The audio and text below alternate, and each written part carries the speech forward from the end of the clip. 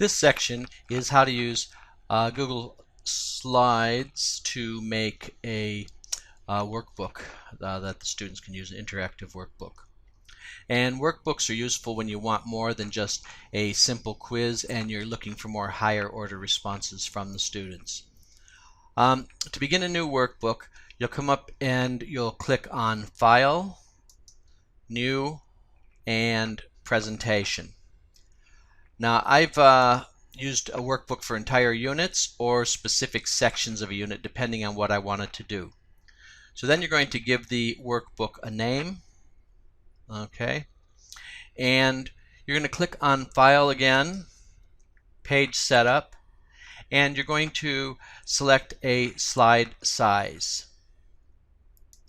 Now I like to make it the size of an A4 sheet or landscape or portrait so that it's more familiar to the students, that there are worksheets there for them. I usually put a table on the cover sheet with relevant information, and if I'm making for a group workbook, I put the number of cells for the students' names and assign each of them a color.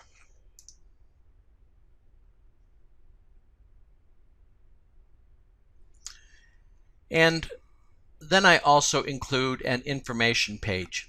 In this case, I've given it some general information about the unit, and I've included the assessment criteria, which I explain to the students before we begin. Then I include worksheets for each lesson.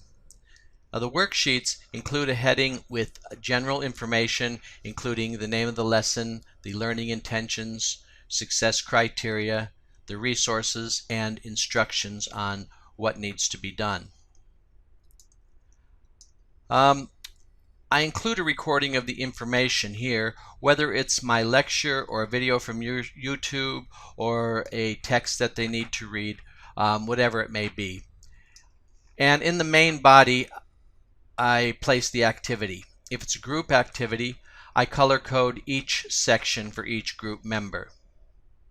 And at the bottom, I include some type of assessment and feedback. I also like to use the comment button as it makes a record of the specific person or section on which I'm commenting.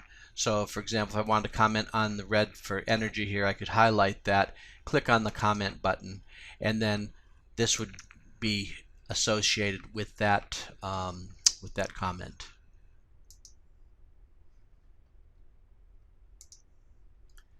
Videos can be inserted anywhere you like, and there's an add-in in Chrome where you can record a video and insert it. When you give the activity for each student, be sure to give each student a separate table to work in. Otherwise, they will override each other. Additional activities can also be linked, such as a Jamboard for more collaborative work. And you can include a link to a separate quiz on a page if you want to, or at the end of a workbook. Okay.